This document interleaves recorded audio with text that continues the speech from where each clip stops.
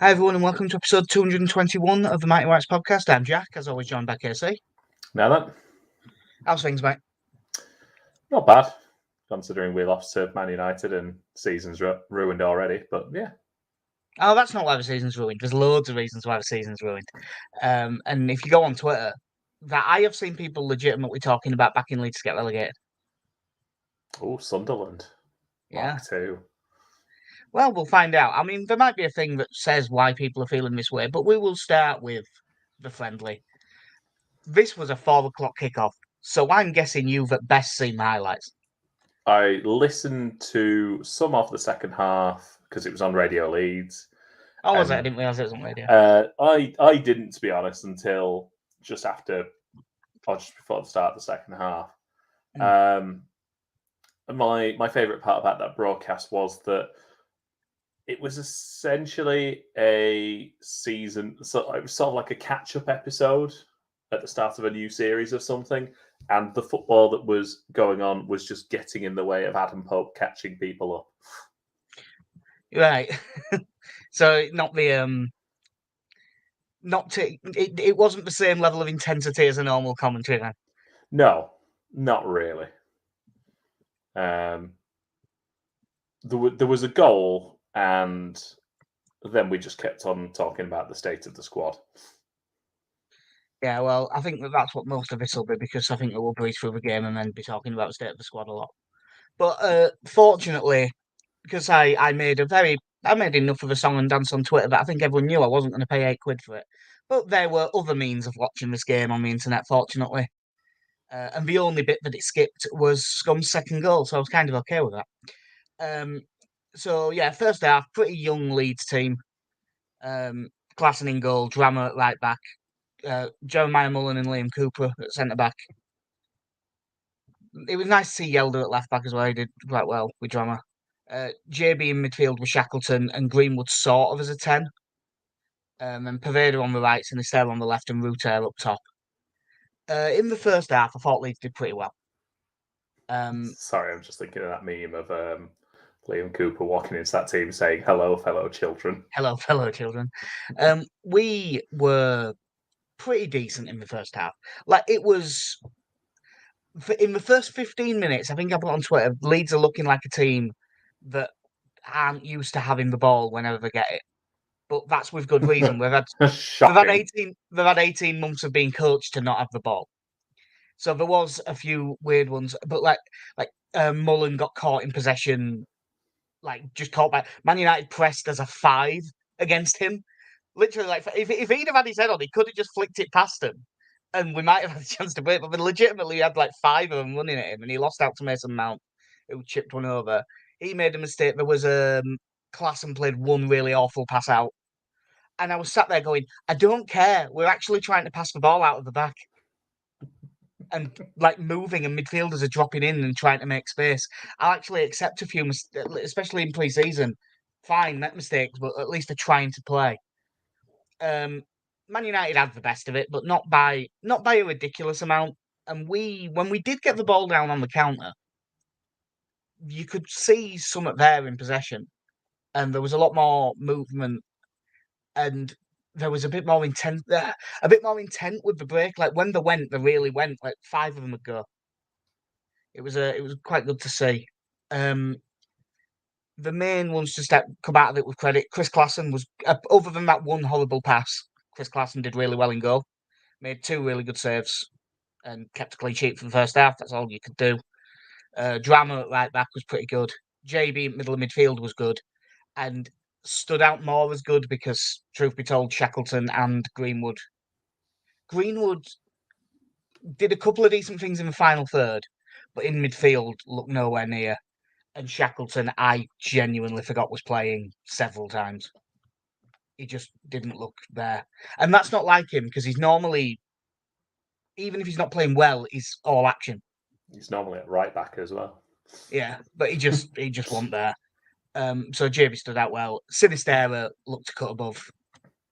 We really, I know, shocking.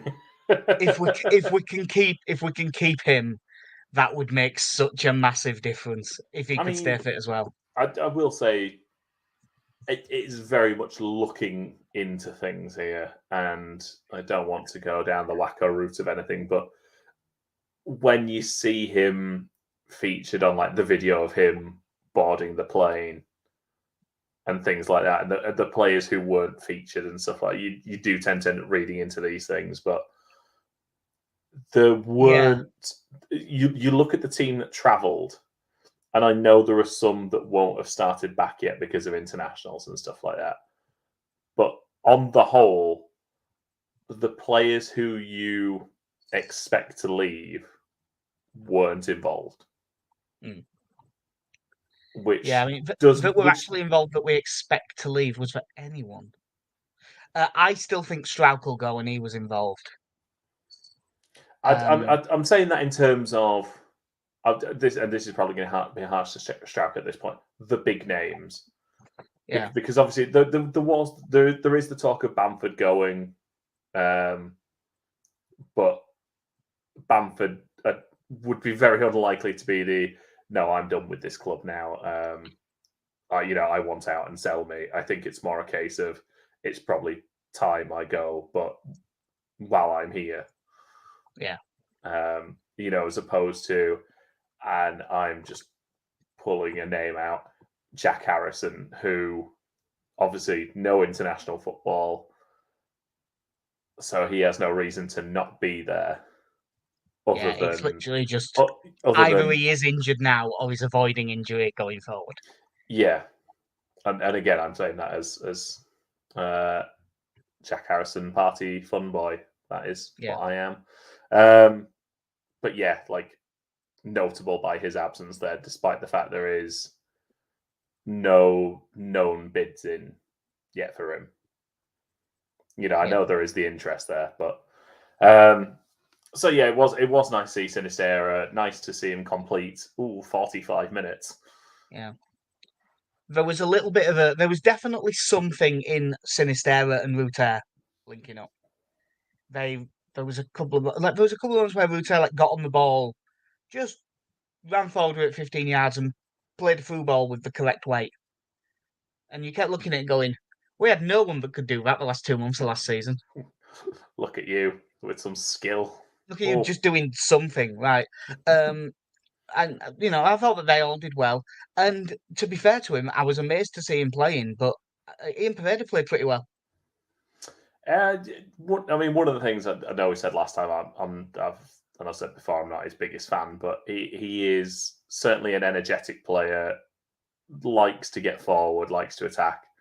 I think my biggest problem with him is sheer lack of any end product. Yeah. And he didn't get much chance to have end product in this, to be fair to him, but he played. No, there was, I think.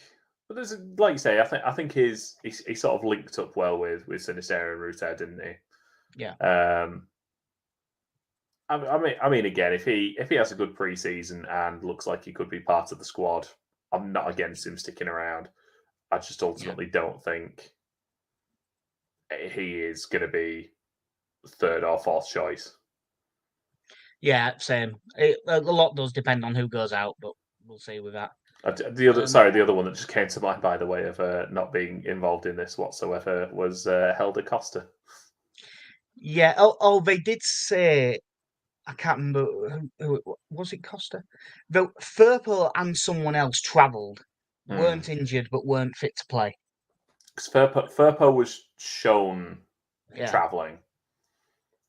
Yeah, it was Firpo and someone else, and I cannot right now for the life of me remember who the other person was.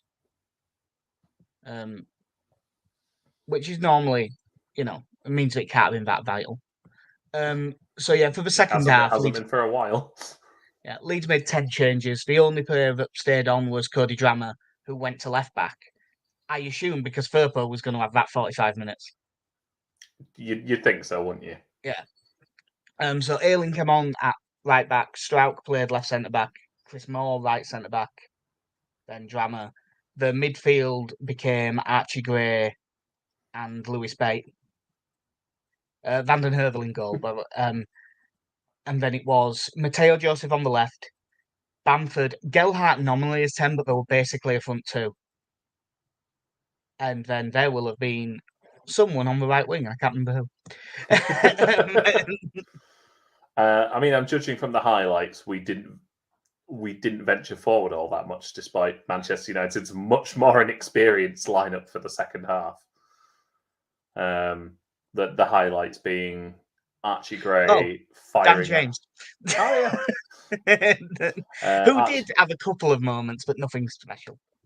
I mean, what did you have? You had Archie Gray firing a shot into the side netting. That was quite a good effort. Yeah. And Pat Bamford being offside and having one stopped on the line. Yeah. I must admit, it was the second half. As worried as you can be about the first friendly against, like, Man United team on paper got much worse for the second half, and on paper ours probably got stronger, and we got definitely worse, and they got better. We we just didn't. We weren't as good with the ball, and then we were about the same defensively. That apart from there was a couple of big mistakes that actually got punished, because you're hoping when you see a team like that, you're hoping that, oh well, if there's a mistake, you sort of want it to have been Chris Moore or so, a young kid, and you go, oh well. But no, like, the first goal is completely Strauch's fault, and the second one's Earling's. Yep.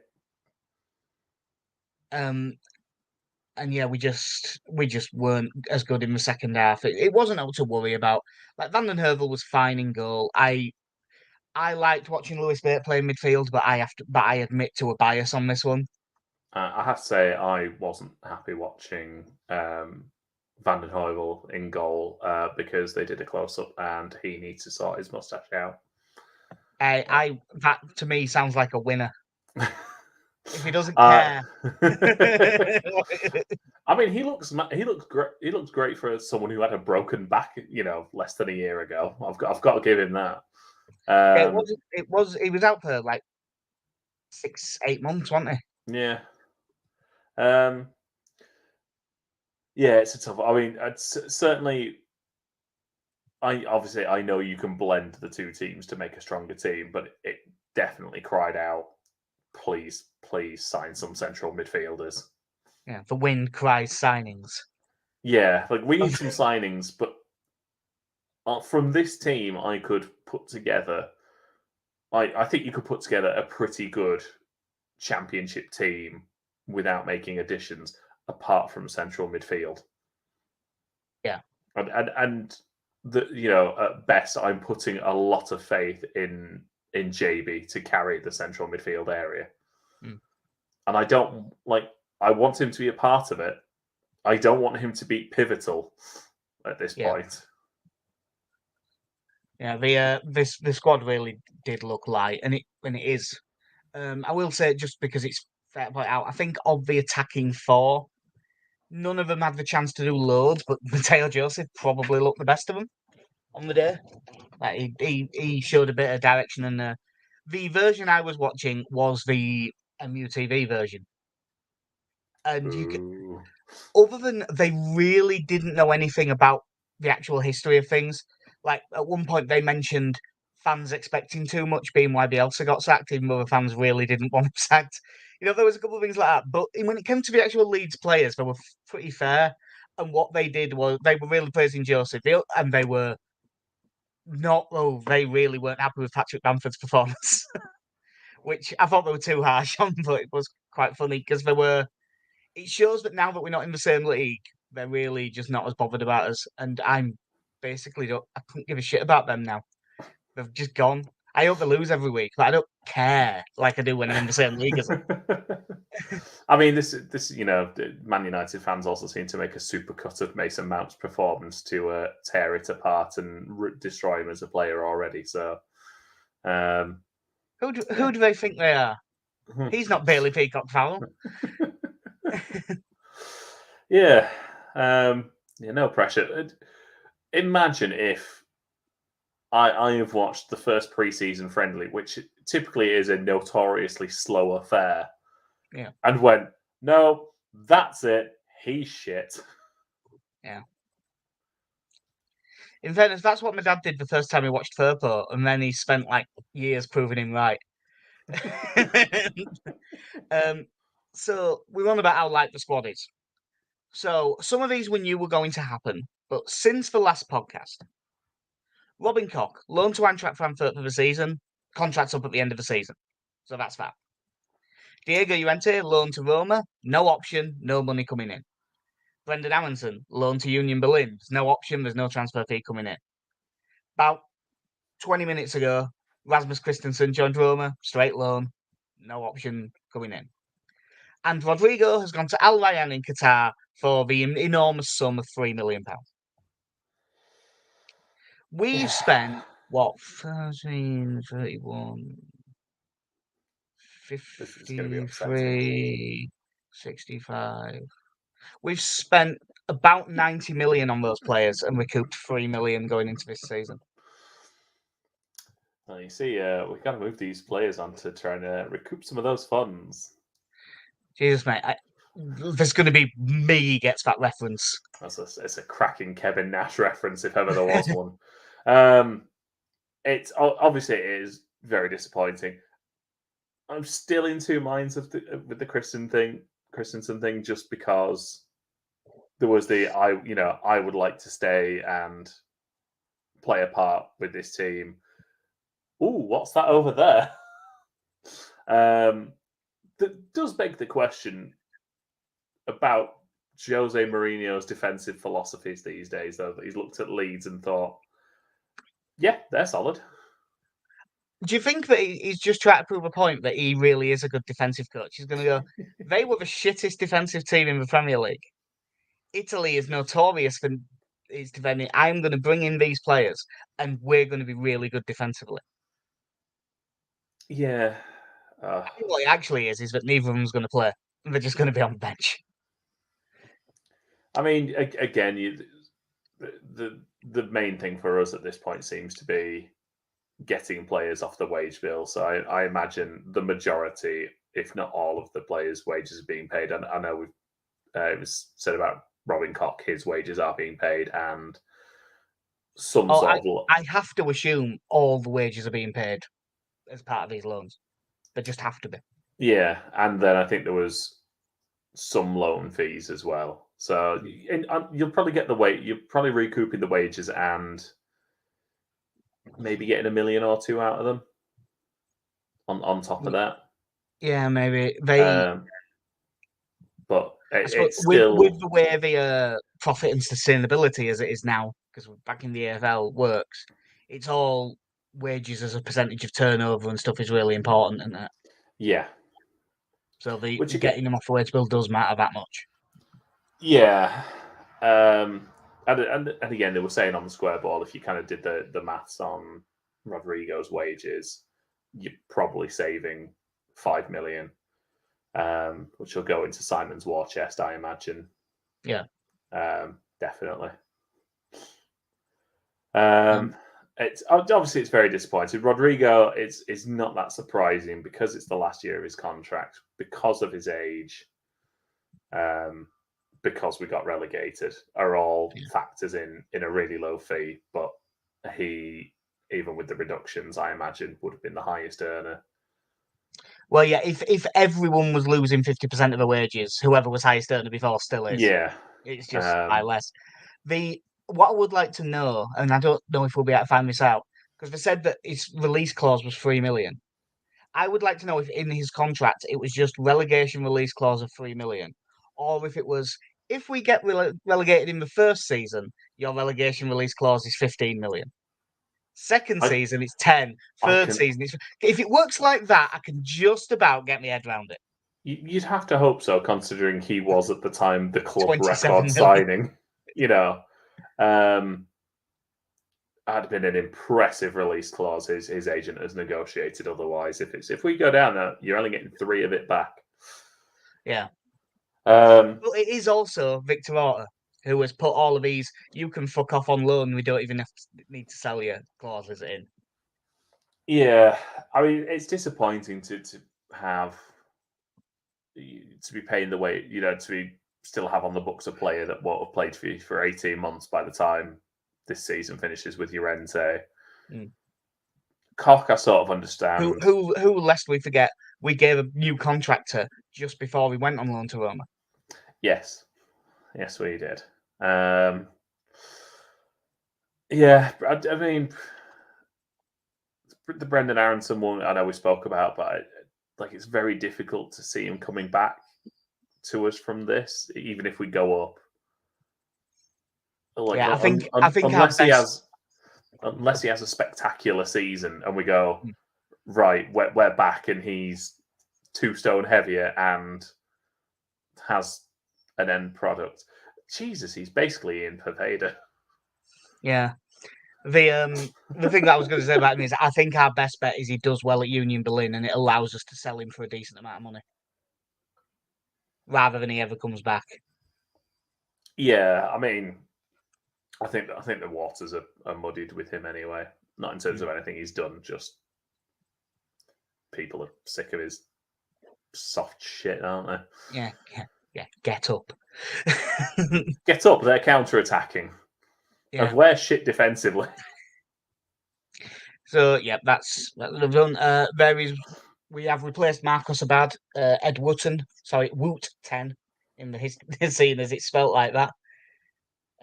Ed Wooten has replaced Marcus Abad as goalkeeping coach. He's been at Norwich since like 2015, and he was their first team one since 2017. So he worked with Farke all the way through. Fair enough, makes sense. Yeah, And I have nothing to add to that. No, hopefully we can just actively stop having his goalkeepers regress in front of our face. Because that would be progress. Yeah, there's a couple of new contracts for young. Really? Yeah, there's a couple of new contracts for young kids. Max McFadden, who's a forward/winger, he played a couple of games on wing for under-21s back end of last season. Looked skillful and direct, but it was seeing him twice for 25 minutes, so I can't really read much into it. And Scott Godden, who apparently is centre back/left back for the under-18s, who I don't think I've ever seen play. And we have 2 more children for the Facebook dads to be annoyed at us signing because they aren't going to make an immediate impact. First, Josh McDonald from Hamilton Academical, Scotland under-16 international midfielder. He's one of them where if you Google him, there's a lot of stories linking him with a lot of clubs.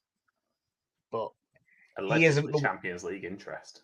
Yeah, he isn't the one with sort of the bigger rep. The one with the bigger rep is Lewis Pirrie from Aberdeen, who apparently was 200 grand, and then there are various clauses and add-ons if he comes good. Scored 51 goals for club and country last season, and he's the one where there was a lot more concrete interest from all over the place, and it does sound like we've done pretty well to get him. Several Premier League clubs and Celtic were definitely trying to get him. You always like to see that young 16-year-old that's highly rated. He'll probably be good. He'll probably be good to have a look at on Football Manager 2024. Yeah. Sorry, I'm just trying to remember who they were talking about in terms of who it was that had broken Chelsea's record for youngest appearance in like the last decade, because it was Martin Woods was the one prior to that, and it's always stuff that it'll have been Lewis Hall. That was it, yeah. But it's always like players like that just get reminded of stuff like that. That era where players left us, and I'm not saying this as a harsh criticism of them. You know, him, Danny Rose obviously did it as well, and sort of a bit later on you had Luke Garbutt going out as well, and it became a thing of young players leaving us. So it's quite nice to be the poacher, I suppose. Yeah. I don't like it. Casey endorsed his trophy hunting. Well, just off camera is the mounted head of Dario Meadows, but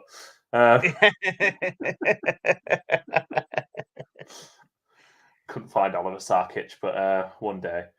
No, like it's that thing of I don't like the idea of clubs poaching young talent like this, but this is the world we live in, so you have to be good at it, basically. So yeah, at least we're doing it again. If we could get like 3 16-year-old left backs in though, that'd be great. Yeah, you just want any left back, don't you? Any that you can, and can we have 12 of them? Just one of them's got to be good, right?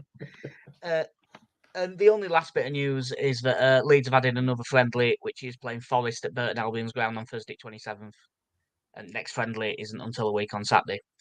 And that would have been pretty much it for the podcast today. It was going to be short, but then a couple of hours ago, Pablo Hernandez retired. Oh, Pablo.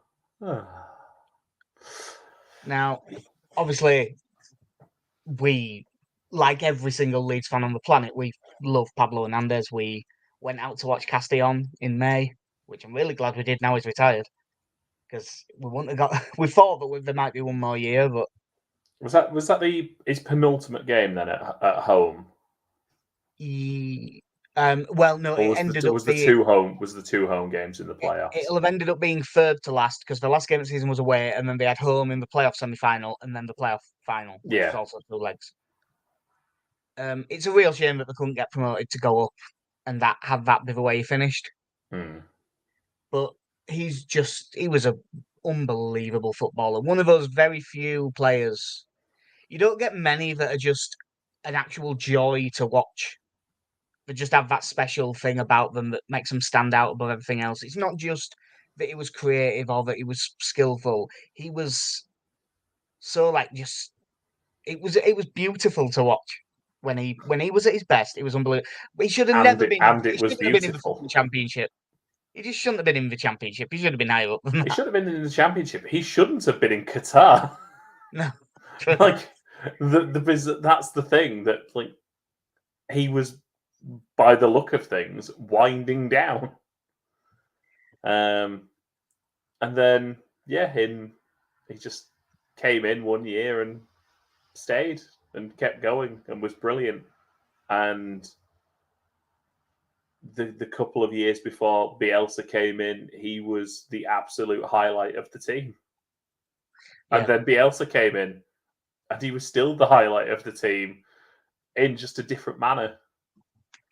Yeah, I mean, obviously it was good for loads of things, but that run of fixtures at the back end of the promotion season, where by that point he wasn't quite as fit as he had been, so they kept not starting him in games, and he just kept coming on and being the best player on the pitch and winning us a game, and that was that. Those halftime sub appearances post lockdown were amazing. You just this guy who, like I say, he had his injuries, was struggling for fitness, so you could clearly only get 45 minutes out of him. But my God, did he come on and turn games on the head, or just do something to really unlock a team? You just think about that pass for Jack Harrison in the Fulham game. Just over his shoulder, just on the turn. I think, as some Fulham fans described it, a hopeful long ball in behind. Yeah, that's what. Yeah, that's one of the most. I can't think of a better phrase than butthurt things that someone has said. Just like, oh, it's just a long ball over the top. No, it isn't. It's one of the best passes you're ever going to fucking see. I know that everyone has a bias, but come on, lads. That he was a man who had a penchant for a nutmeg or two. His range of passing was fantastic. Could always come up with a goal. Decent at set pieces. He was just. Obviously, I hate mentioning this man's name, but it's probably the best technical player we've had since Harry Kewell. No, I think he was better. Well, I'm very happy to say that, but I mean, if you think certainly post relegation, yeah, he's the best. He's the best player to have played, and you look at some of the players that were in there in terms of certainly around the promotion team. When you're looking at especially like Gradle, Snodgrass, I don't include loanees as such in there, as good as Ross Barkley was over 3 games. Yeah. But there's just it's so hard to get a player who there are players with flair, but I always consider like flair and magic two different things, and it's something you'll never be able to account for in Football Manager's attributes or anything like that. Just to the ability to just do something, Yeah, and turn a game. I know. Like, I wouldn't say that. I mean, he obviously did have flair, but he didn't. It wasn't the show off type. He did technically brilliant things because he thought that was the right thing to. Like, he didn't try and nutmeg someone because it was fun. He thought this is the best way to beat the player in this The situation. passes on through his leg. That Yeah. like this is the pass I need to make. Yeah. And yeah, just even in like he was certainly the highlight of the Christensen Heckingbottom season because he was as good as it got. I We obviously I would say that season there's the first half of it you could talk about Saiz in a similar way. well, yeah, I was about to say Saiz was. I'm trying to think of the word you would use to describe Samu Saiz is flawed genius. In as much as it was that again, if you could have got those two could have worked it to have those two in a team together constantly and have them produce. It'd been fantastic, but unfortunately, Samu Saiz had other ideas and decided England wasn't quite for him. Because again, we not to go on too much about Samu Saiz, you had the really sad thing of that first half of the Bielsa season when he was on the bench and everyone singing for him to come on because we all knew what he could do. We all wanted to see it, but you just... And in fairness, he usually did well when he came on. He just didn't want to be there. It just didn't. Yeah, he didn't want to be there. And as soon as that happened, Bielsa very much decided he didn't want him there because he was in Spain, wasn't he? Well before the transfer window. Yeah. I think he started moving in December. Yeah, I properly loved watching Pablo Hernandez play football. It was even when we were like really shit, like the really shit bits, he would always just stand out as someone who, and he had that ability to just win a game for you. Like there was it that Millwall game where we were shite and he just dragged us out of the shit. Yeah, and he's not the only one he did it in. That's actually quite a good question. Other than the Swansea goal, which is objectively the correct answer to this, what's the best Pablo Hernandez moment for you at Leeds? Well, there was the moment we found out the true effect of having Gianni Vio at your club when he bent in that free kick. But that was on Boxing Day, and I was hammered that day because we ran into a load of lads that we used to play football with that we hadn't seen for ages. So I ended up drinking quite heavily.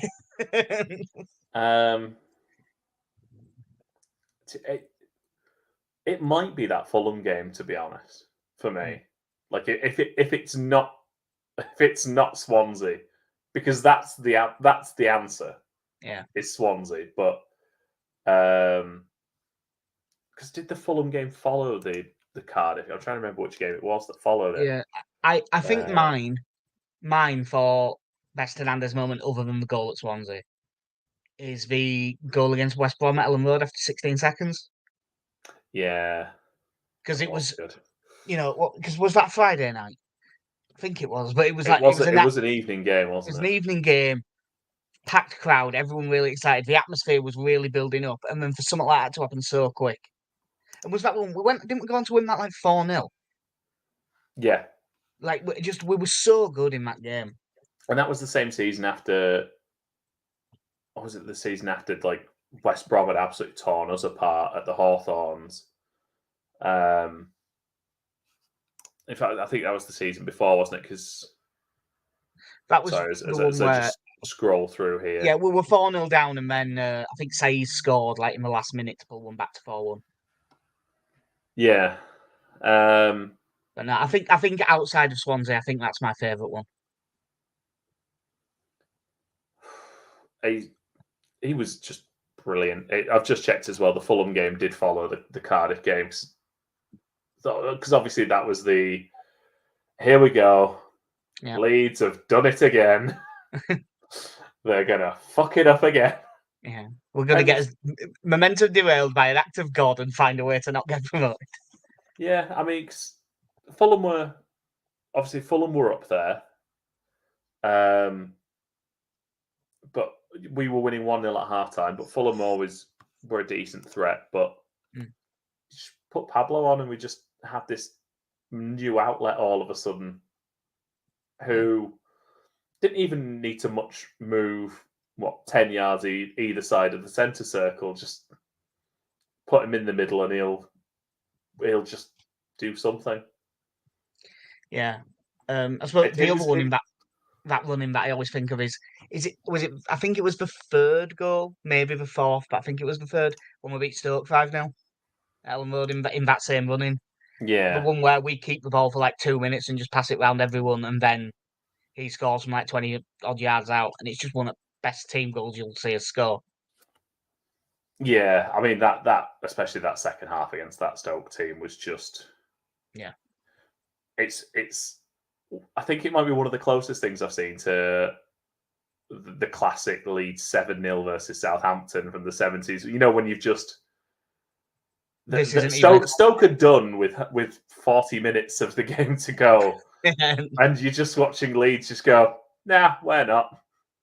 Yeah. Run, you bastards, run. No,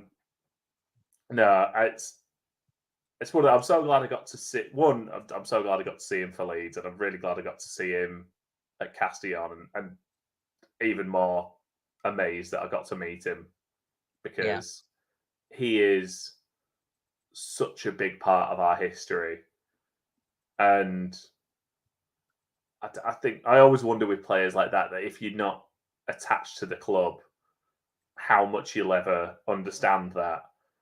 And I think he's in that unique position where, because of the amount of Leeds fans that come out to watch Castellon, to see him play, that I hope he truly understands that, because we're a daft set of fans, of Leeds fans. We will do a lot of stupid things, but I don't, there's not many we will do that for. No. As much as I would like to travel to Washington to watch Mateus click and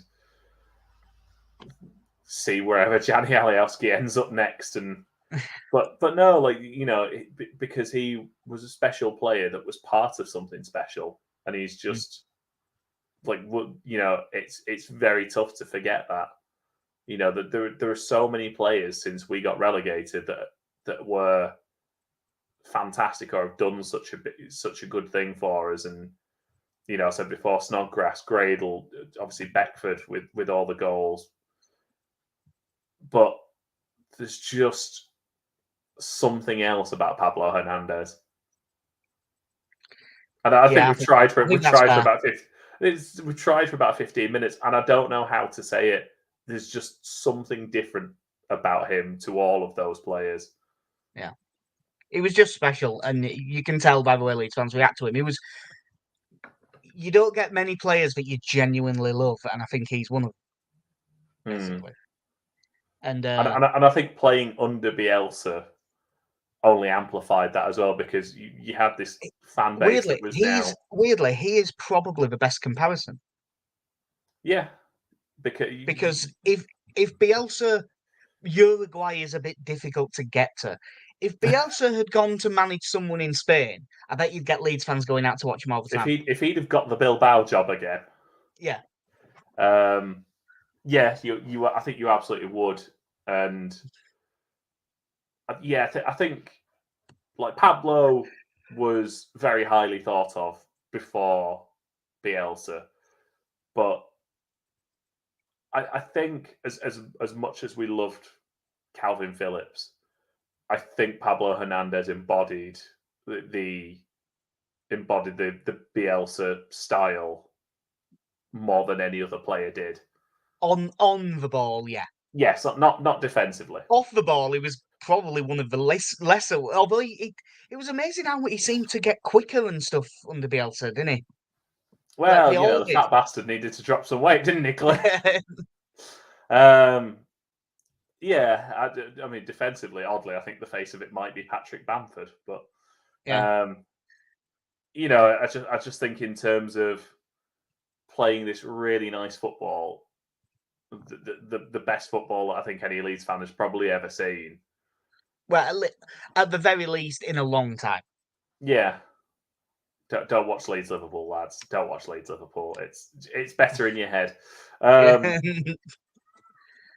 no, I think he just encapsulated Leeds United's attacking football as best as anyone could.